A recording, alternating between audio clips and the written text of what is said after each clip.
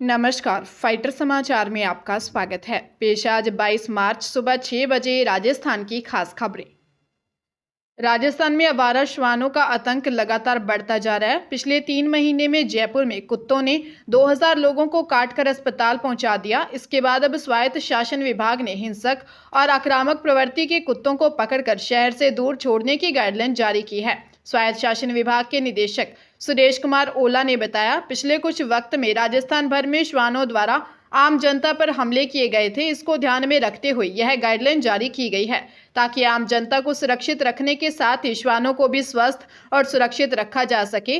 बता दें कि प्रदेश भर में लगभग 10 लाख से ज्यादा श्वान हैं। अकेले जयपुर में कुत्तों का आंकड़ा 50,000 से ज्यादा है। इसके बाद लगातार आम जनता पर हो रहे हिंसक घटनाक्रम को ध्यान में रखकर अब स्वायत्त शासन विभाग ने यह 6 सूत्री गाइडलाइन जारी की है। लोकसभा चुनाव से ठीक पहले बैंक अकाउंट फ्रीज किए जाने पर कांग्रेस ने केंद्र की मोदी सरकार पर बड़ा हमला बोला। कांग्रेस अध्यक्ष मल्लिकार्जुन खड़गे से लेकर सोनिया गांधी, राहुल गांधी और पार्टी कोषाध्यक्ष अजय माकन समेत अन्य दिग्गजों ने सिलसिलेवार आयकर विभाग की कार्रवाई पर सवाल खड़े किए। कांग्रेस ने बैंक अकाउंट फ्रीज किए जाने से मुश्किलें और चुनौतियां भी गिनाई। सोनिया गांधी ने कहा कि सबसे पुरानी पार्टी को पंगु बनाने की कोशिश की जा रही है। राहुल गांधी ने कहा कि पैसे नहीं होने से नेताओं को दूसरे शहर तक नहीं भेज पा रहे हैं, रेल टिकट तक नहीं खरीद पा रहे हैं। अजय माकन का कहना था कि पार्टी चुनावी पैम्फलेट तक नहीं छपवा पा रही है, विज्ञापन बुक नहीं कर पा रहे हैं, चुनावी तैयारियां नहीं कर पा रहे हैं। कांग्रेस नहीं, लोकतंत्र को फ्रीज कर दिया गया है। हमें असहाय बनाकर चुनाव में उतारना चाहते हैं। श्रीगंगानगर चिकित्सा एवं स्वास्थ्य विभाग ने ब्लॉक एरिया में स्थित श्री राम अस्पताल में छापा मारा और छापे की यह कार्रवाई काफी घंटों तक चली। इस दौरान जांच पड़ताल के बाद पुलिस ने डॉक्टर राजीव कुमार और नर्सिंग कर्मी जोगाराम मेघवाल को एनडीपीएस एक्ट में गिरफ्तार कर लिया। वहीं एक चिकित्सक से पूछताछ की जा रही है। जानकारी के अनुसार स्वास्थ्य विभाग ने श्री राम अस्पताल पर छापा मारा था क्योंकि शिकायतें मिल रही थी कि वहां पर एनडीपीएस घटक की प्रतिबंधित दवाओं की बिक्री हो रही थी। विभाग की टीम ने पुलिस को साथ लेकर यह छापा मारा। टीम को यहां भारी मात्रा में नशे की दवाओं का बेचान करने का मामला पकड़ में आया है। साथ ही मौके पर बिना लाइसेंस संचालित मेडिकल स्टोर, करीब 1500 नशे की गोलियां, इंजेक्शन और हजारों गोलियों का रिकॉर्ड हॉस्पिटल परिसर से मिला है। सुप्रीम कोर्ट ने 2 नए चुनाव आयुक्तों की नियुक्ति पर रोक लगाने वाली याचिकाएं खारिज कर दी।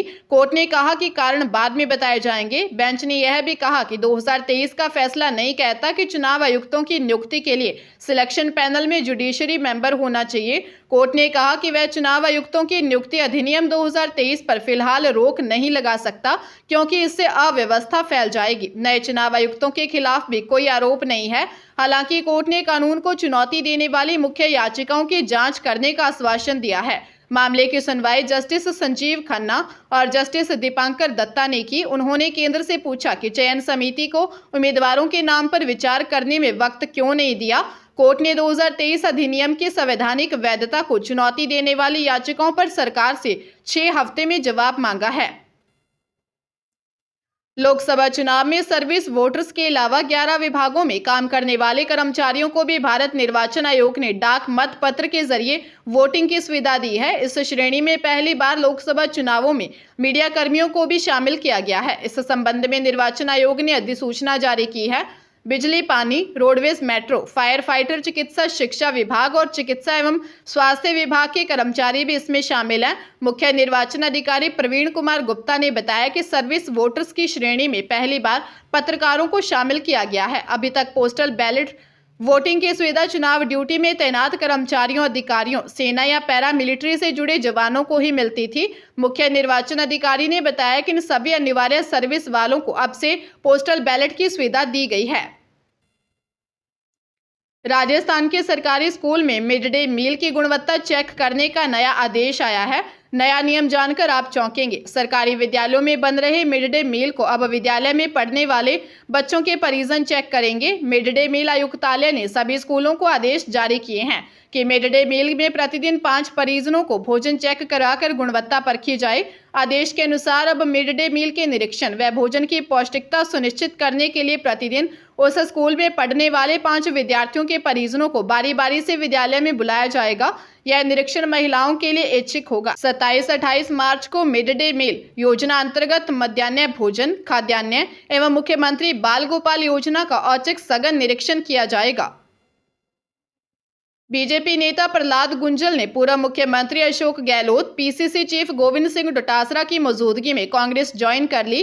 प्रदेश कांग्रेस कार्यालय में गुंजल ने कई और नेताओं के साथ पार्टी का दामन थामा। इस मौके पर गोविंद सिंह डोटासरा ने कहा कि गुंजल दमदार नेता हैं।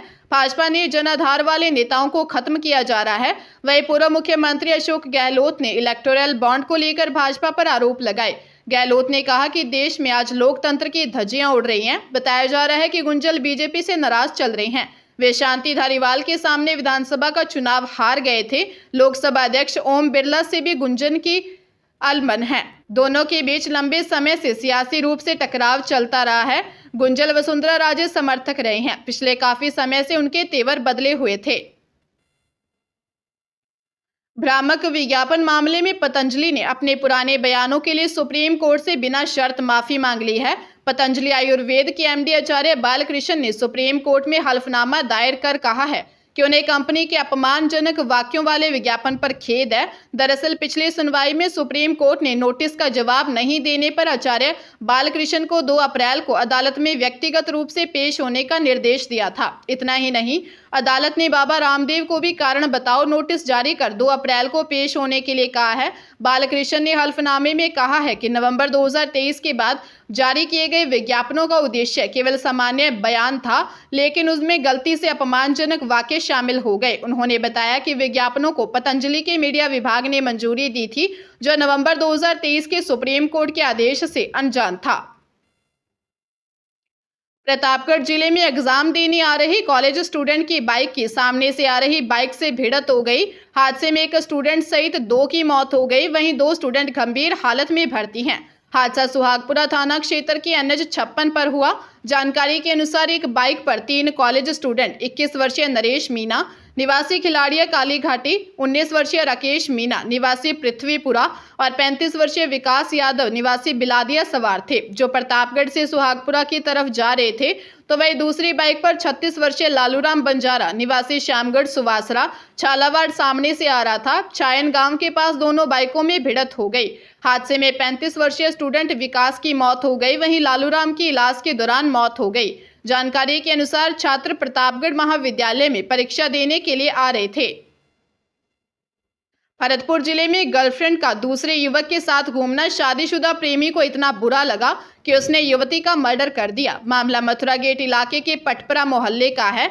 जानकारी के अनुसार आरोपी के 6 बच्चे हैं। 21 वर्षीय मृतका से आरोपी 32 वर्षीय सोनू शर्मा की मुलाकात मथुरा में 2 साल पहले एक शादी समारोह में हुई थी। दोनों के फोन नंबर एक्सचेंज हुए और दोनों में बातचीत शुरू हो गई। सोनू कामा का रहने वाला है, वह भी भरतपुर में ही आकर रहने लगा। यहाँ वो दवा सप्लाई का काम करता है। इसी बीच उसने प्रेमिका को किसी युवक के साथ घूमते हुए देख लिया, जिसके बारे में जब सोनू ने उससे पूछा तो उसने कुछ जवाब नहीं दिया। इसी बात से नाराज सोनू ने प्रेमिका को मिलने के लिए अपने कमरे पर बुलाया। लड़की वाली बात पर दोनों का झगड़ा हो गया और सोनू ने उसकी हत्या कर दी। आरोपी सोनू शर्मा कामा थाना इलाके के नौनेरा गांव का रहने वाला है। सोनू की शादी 12 साल पहले हुई थी। पंजाब में अप्रैल से स्कूलों में शुरू होने वाले नए सेशन के लिए शिक्षा विभाग ने इस बार बड़े स्तर पर तैयारी की है। स्कूल में बच्चों की पढ़ाई प्रभावित न हो, इसके लिए सभी स्कूलों में किताबें पहुंचाने का काम आखिरी चरण में है। वह 28 मार्च को राज्य के 19,000 स्कूलों में मेगा PTM होगी, जबकि राज्य में 1 अप्रैल से स्कूलों का समय बदलेगा। शिक्षा विभाग के मुताबिक राज्य के सभी स्कूलों में 26 फरवरी से लेकर 15 मार्च तक नॉन बोर्ड कक्षाओं की परीक्षाएं संपन्न हो चुकी हैं।